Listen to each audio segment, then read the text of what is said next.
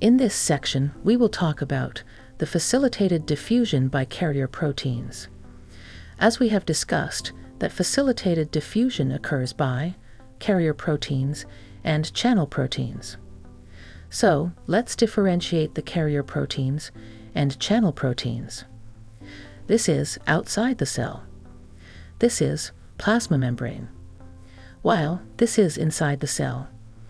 Movement occurs from higher concentration area to lower, so that there is same concentration both inside and outside the cell.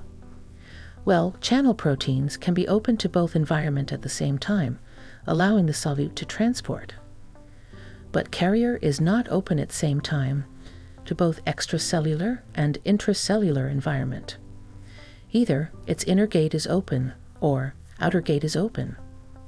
Main difference between carrier and channel protein is that carrier proteins can undergo conformational changes, while channel proteins do not undergo conformational changes.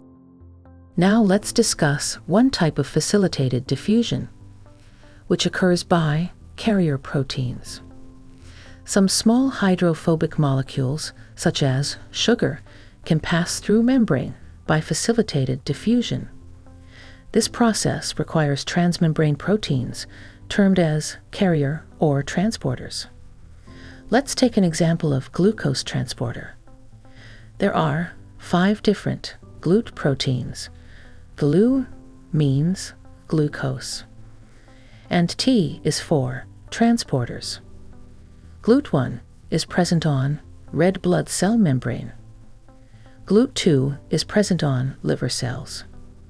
GLUT3 is present on brain cell or neuron, while GLUT4 is present on skeletal muscles, adipose tissue, and cardiac muscles. GLUT5 is present on intestinal cells and show more affinity for fructose. This transporter is insulin dependent. So this was all about this section. In our next section, Dr. Sofia will help us in understanding facilitated diffusion by channel proteins. Explore our extensive library of over 1,800 video lectures to learn about a wide range of topics. Only on sqadia.com.